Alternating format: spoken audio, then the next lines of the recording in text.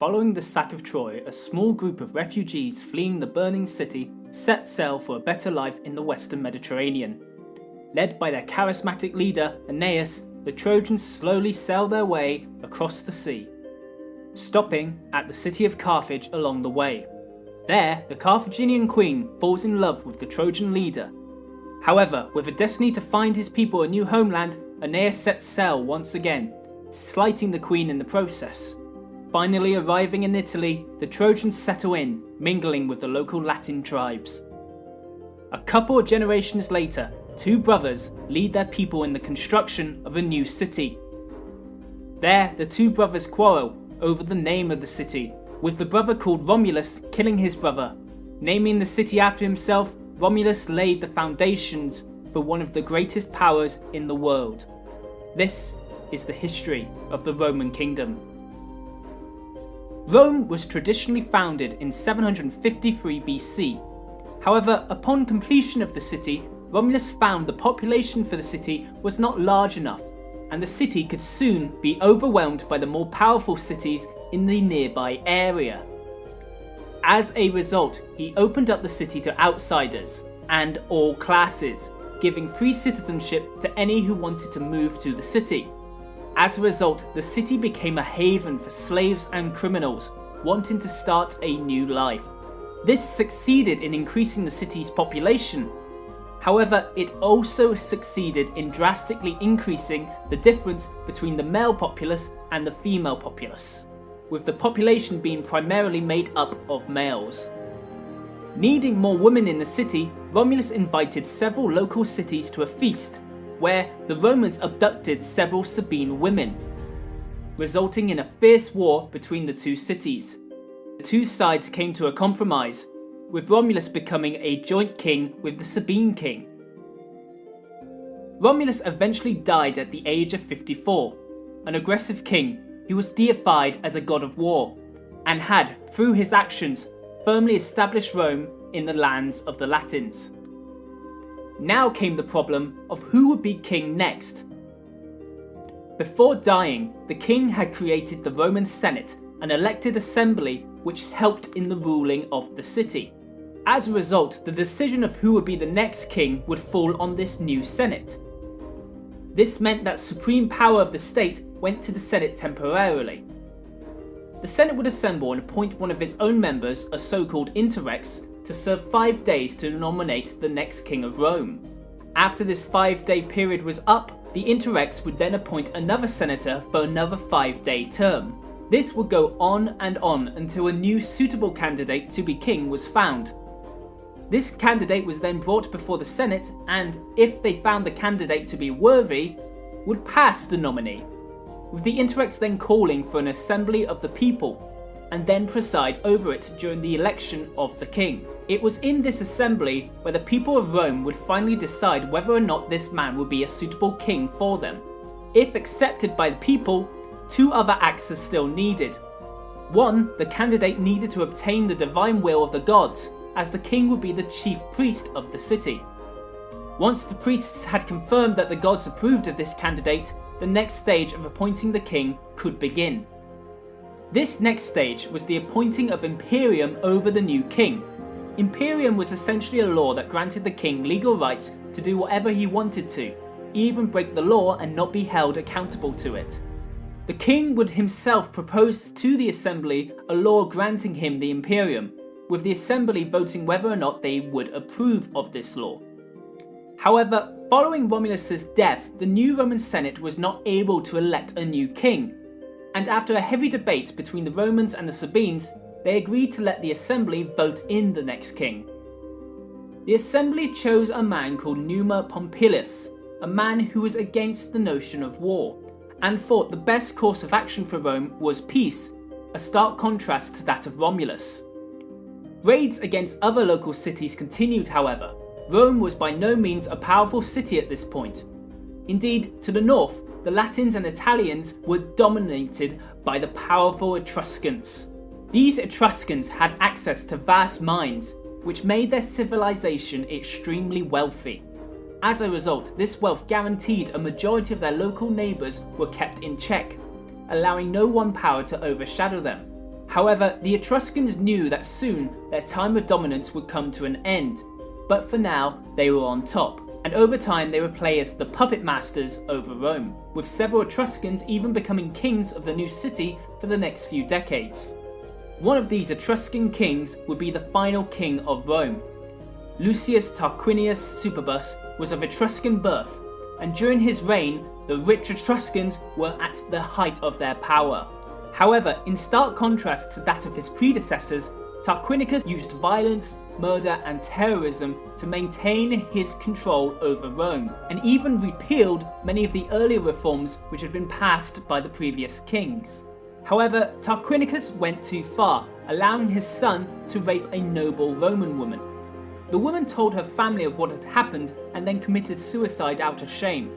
Tarquinius had insulted one of the oldest and purest Roman families, the Brutii, whose family head, Lucius Junius Brutus, summoned the Roman Senate and had the Senate forcibly remove Tarquinius from power, expelling the Etruscan from the city in 510 BC. Fed up the kings having complete control over the people and not being held accountable for their actions, Brutus convinced the Senate to never again elect a Roman king, and instead split the kingly duties among the Senate, with the head of the government being split between two war magistrates called consuls.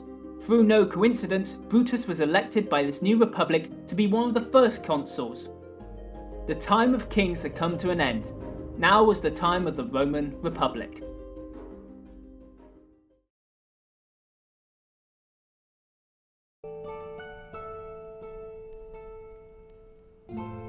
The next few centuries would see Rome expand, first to become the hegemonic power over the Latins, then after clashing with the Samnites and Etruscans, the dominant player in central Italy.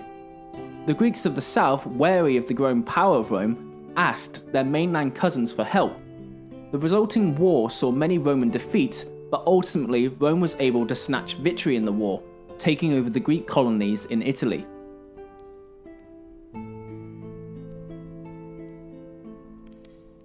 This brought them into direct confrontation with the Carthaginians in Sicily, who they would fight 3 wars with. These wars were called the Punic Wars, with Rome winning all 3 of them. It was during the Second War that the Carthaginians, under the command of Hannibal Barca, managed to invade mainland Italy. However, after the Romans invaded Carthage itself, the general was forced to retreat back to Africa to defend his homeland. Hannibal's last battle in the Punic War was a decisive defeat, allowing Rome to become the hegemonic power in the Western Mediterranean. Rome then attacked and occupied the lands of Greece, Epirus and Macedon, as they had offered assistance to the Carthaginians during these wars.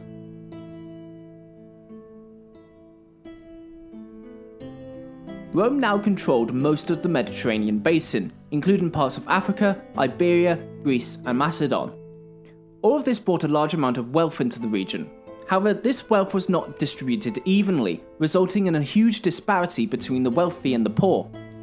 This led to the formation of 2 political parties, the Liberals, backed by the poor, and the Conservatives, led by the elite. These 2 parties occasionally clashed in brutal gang warfare, as the poor desperately fought for more rights in the city.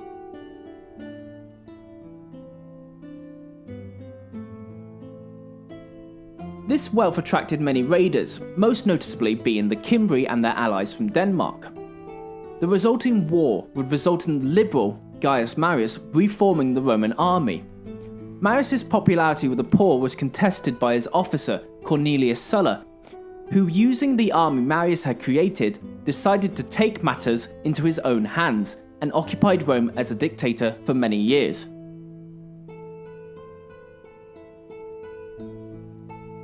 One of Marius's relatives, Julius Caesar, was forced to flee the Republic for fear of being executed by Sulla. When Sulla died, Caesar returned and began a political and military career. Eventually, after the Roman Republic effectively issued a warrant for his arrest, Caesar marched on Rome like Sulla, defeated the conservative-backed armies of Pompey the Great, and became dictator for life of the Republic, before being assassinated in 44 BC.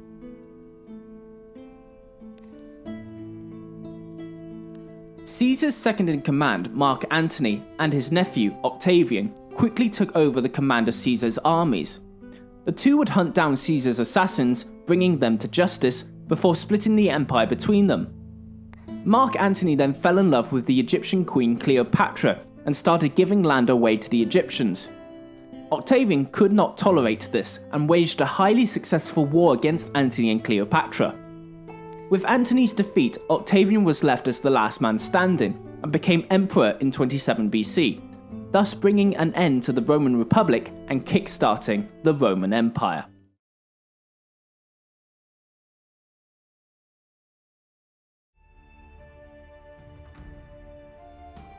Following Augustus's ascension to the title of emperor in 27 BC, Rome rapidly expanded. Already, the empire controlled much of the Mediterranean, with lands such as Numidia and Thrace being client states. Augustus spent much of his time organising Gaul, modern-day France, into an actual part of the empire, as beforehand it had been just one singular province. These efforts meant that Rome gradually expanded outwards towards Germania. Rome was initially successful against the Germans, however the empire went too far by taxing the region. This resulted in an armed rebellion and the defeat of a Roman army at the Battle of Teutoburg Forest. Rome later withdrew from Germany and focused on expanding their borders elsewhere.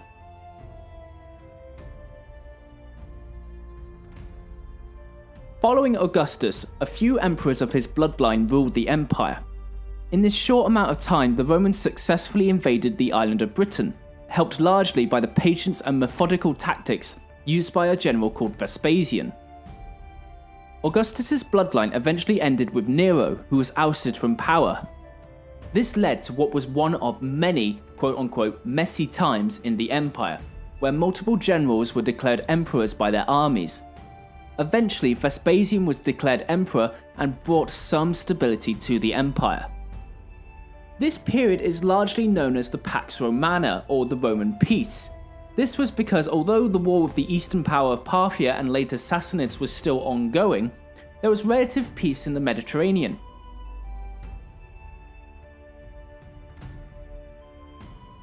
This was all until the assassination of Commodus, which again led to another messy time, where multiple generals were all declared emperors by their armies. Things were not so good within the empire either. Indeed, Rome's internal struggles meant that most of the time, their armies were not available to help the locals fend off raids. This resulted in two large portions of the empire splitting away. Emperor Aurelian spent much of his time reconquering these regions. It was also around this time that a new religion was really beginning to take off, called Christianity. Ironically called atheists, this religion believed in one god, and not multiple gods of the Roman religion. This led to Aurelian blaming the Christians for Rome's current problems, with many followers of this religion being put to death in the arena.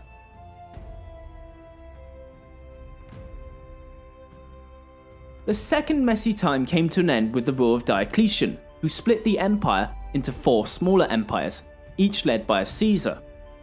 Diocletian educated the sons of these individual Caesars in the art of ruling, with one called Constantine joining his father in Gaul and Britannia.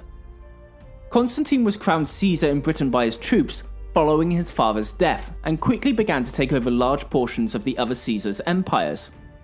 During one battle, Constantine had a vision of a Christian symbol, and so ordered his men to paint the symbol on their shields. Fighting in the name of the Christian gods, Constantine won the battle and became the sole emperor of Rome in 324 AD. Constantine made Christianity the state religion, thus bringing an end to decades of persecution of its followers. Wars with the Eastern powers continued, resulting in Constantine moving the capital from Rome to a new city called Constantinople in order to be closer to his enemy.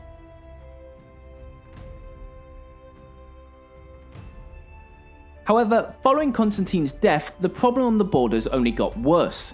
This was not helped by the empire effectively being split into 2 now. One Western empire with a capital that switched between Ravenna and Rome, and one in the east ruled from Constantinople. The east had always been richer than the west, and so were able to afford to maintain their military installations. The west, however, did not have this money, and so often would invite invading Germans into their armies, promising these Germans land in return for their services. These Germans were then sent into battle against other Germans who were raiding the empire. Gradually, the west was withered away, culminating when they refused to pay a band of Germans called Visigoths, who in response sacked Rome in 410 AD. The west would be raided again and again, with Rome eventually falling to a German general in 476 AD, bringing an end to the Roman Empire's rule in the west. Although the eastern portion of the Roman Empire survived, it was more Greek than Roman, and so the fall of Rome in 476 AD is largely considered to be the end of the Roman Empire.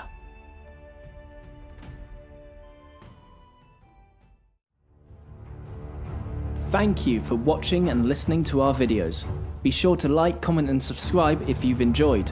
All sources are listed and linked in the description below. I've been the Ancient History Guy, and as always, I'll be seeing you later.